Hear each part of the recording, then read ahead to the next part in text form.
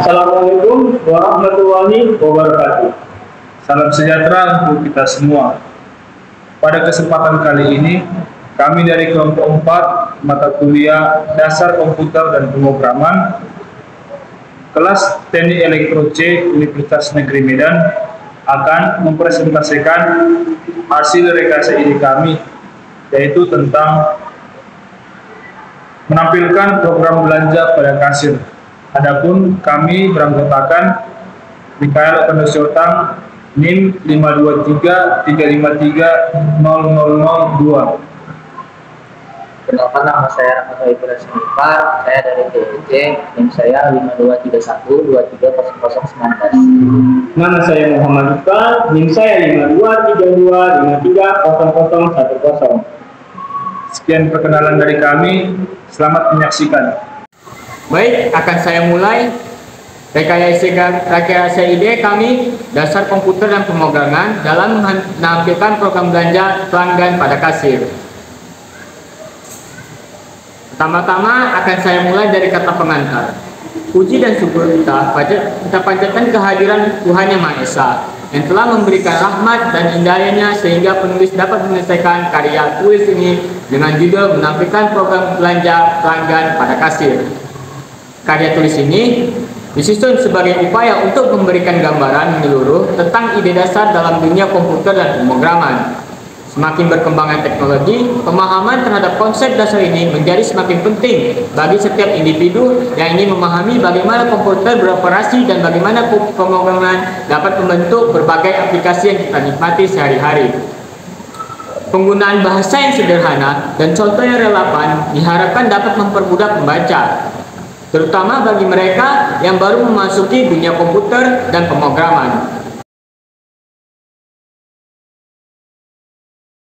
Lanjut ke bab 1, pendahuluan. Pertama, kami akan mulai dari latar belakang dalam menampilkan program belanja pelanggan pada kasir. Program kasir ini dikembangkan sebagai respon terhadap kebutuhan meningkatkan efisiensi dalam manajemen transaksi belanja. Kami merasa perlu untuk menyederhanakan proses belanja dan pembayaran untuk pengalaman pelanggan yang lebih baik. Dan tujuan kami dalam membuat program belanja pelanggan pada kasir, yaitu tujuan utama program ini adalah memberikan kemudahan dalam melakukan transaksi belanja. Kami bertekad untuk meningkatkan efisiensi dan akurasi proses kasir, sehingga memberikan pengalaman belanja yang nyaman dan efisiensi bagi pelanggan. Visi dan misi kami dalam membuat program menampilkan hasil program belanja pelanggan pada kasir, yaitu menjadi solusi terkemuka dalam manajemen transaksi belanja. Kami bermimpi untuk memberikan kontribusi positif dalam meningkatkan produktivitas dan kepuasan pelanggan dengan menyediakan sistem kasir yang inovatif dan handal. Misi kami adalah menyediakan program kasir yang mudah digunakan, dapat diandalkan, dan terkini.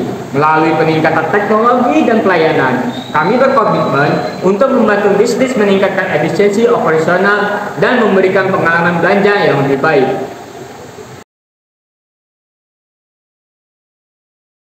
Baiklah, saya akan melanjutkan bab 2 isi dari pembahasan materi kami.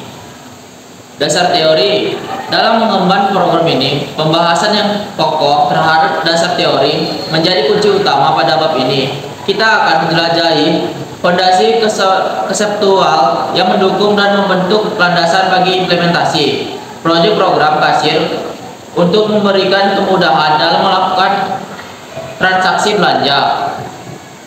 3 unsur utama yang akan menjadi fokus utama kita adalah logika, algoritma, dan struktur data. 1. Logika.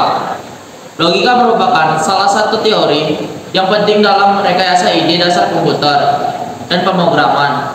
Logika digunakan untuk menganalisis dan memecahkan masalah dalam program belanja di kasir penjaga. Logika digunakan untuk menentukan harga barang, jumlah barang, dan total harga. 2. Algoritma. Algoritma merupakan serangkaian langkah-langkah untuk menjelaskan suatu masalah dalam program belanja di kasir penjaga. Algoritma digunakan untuk melakukan proses-proses berikut. membaca data barang, menghitung harga barang, dan menghitung jumlah barang, serta menghitung total harga. 3. Struktur data. Struktur data merupakan cara untuk menyimpan dan mengatur data dalam program belanja di kasir penjaga. Struktur data digunakan untuk menyimpan dan barang data transaksi dalam program belanja di kasir penjaga. Program rekayasa ide, dasar komputer, dan pemrograman dapat dijelaskan sebagai berikut. 1. Pemahaman masalah. Pertama-tama, kita perlu memahami masalah yang akan terselesaikan. Dalam hal ini, masalah yang akan diselesaikan adalah bagaimana menampilkan program belanja di kasir penjaga. Kedua, menentukan solusi. Setelah memahami masalah, kita perlu menentukan solusi dalam hal ini. Solusi yang dapat dicapai adalah sebagai berikut. Yang pertama, menampilkan daftar barang yang dijual. Yang kedua, menampilkan harga barang. Yang ketiga, menampilkan jumlah barang yang dibeli. Yang keempat, menampilkan total harga. Baik, kita akan ketiga, yaitu menulis program. Setelah menentukan solusi, kita dapat menulis program. Program belanja di kasir penjaga dapat ditulis menggunakan bahasa pemrograman apapun. Keempat, penjelasan lengkap dan detail. Berikut adalah penjelasan lengkap dan detail tentang rekayasa ide, dasar komputer dan pemrograman dalam menampilkan program belanja di kasir penjaga. Yang pertama, memahami masalah. Dalam memahami masalah, kita perlu mengidentifikasi apa yang harus dilakukan oleh program. Dalam hal ini, program harus dapat melakukan hal-hal berikut. Pertama, menampilkan daftar barang yang dijual. Yang kedua, menampilkan harga barang. Yang ketiga, menampilkan jumlah barang yang dibeli. Yang keempat, menampilkan jumlah barang, menampilkan total harga. 3. Menentukan solusi. Setelah memahami masalah, kita perlu menentukan solusi yang dapat dicapai adalah sebagai berikut. 1. Untuk mencapai daftar barang yang dijual, kita dapat menggunakan struktur data array. Untuk menampilkan barang harga barang, kita dapat menggunakan struktur data array atau dictionary. Yang ketiga, untuk menampilkan jumlah barang yang dibeli, kita dapat menggunakan struktur dan counter. Yang keempat, untuk menampilkan total harga, kita dapat menggunakan struktur data array dan dictionary. 3. Menulis program. Berikut adalah program bahasa belanja di kasir penjaga yang ditulis menggunakan bahasa pemrograman bahasa C. Ya, bisa kita lihat di layar ya. Ini adalah programnya. Sekian isi pembahasan dari kami dan akan dilanjutkan oleh teman saya. Terima kasih. Baik teman-teman, sekarang saya akan lanjutkan ke bab 3 rancangan skema dan hasil yang diharapkan. Baiklah, di sini dapat kita lihat di layar kita pada rancangan skema. Di sini kami membuat flowchart yang dimana untuk menggambarkan bagaimana gambaran sistem dari pemrograman program belanja pada kasir yang telah kami buat ini. Kita dapat melihatnya sama di layar. Kemudian di sini terdapat gambaran dari programnya jika dimasukkan ke dalam aplikasi CodeBlocks.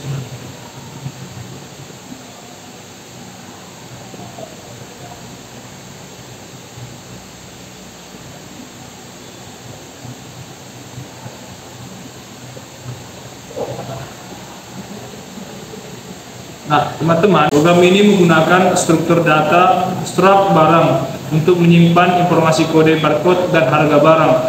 Pada bagian awal program, deklarasi array barang diisi dengan data kode barcode dan harga barang sebanyak 10 buah.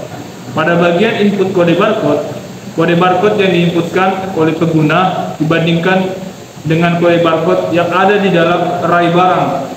Jika kode barcode ditemukan, maka harga barang tersebut akan disimpan ke dalam struktur data barang. Sedangkan jika kode tersebut tidak ditemukan, maka barang tersebut akan ditolak.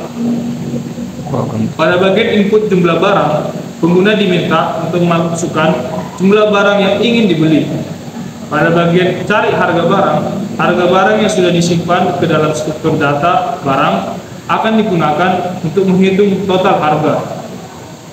Kemudian pada bagian tampilkan barang, kode barcode dan harga barang yang sudah dihitung akan ditampilkan ke layar. Dan pada bagian tampilkan total harga yang sudah dihitung akan ditampilkan ke layar. Pada bagian input uang bayar, pengguna diminta untuk masukkan uang bayar. Pada bagian hitung kembalian, kembalian akan dihitung berdasarkan uang bayar dan total harga. Kemudian pada bagian tampilkan kembalian yang sudah dihitung akan ditampilkan ke layar. Baiklah, di sini kita dapat melihat bersama-sama di layar. Inilah contoh hasil yang diharapkan, di mana setiap barang dapat diterima. Di sini ada contohnya.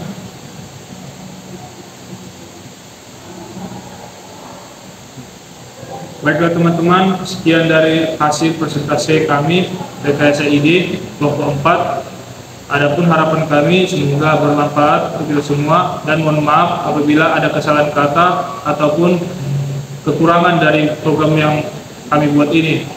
Akhir kata kami ucapkan terima kasih.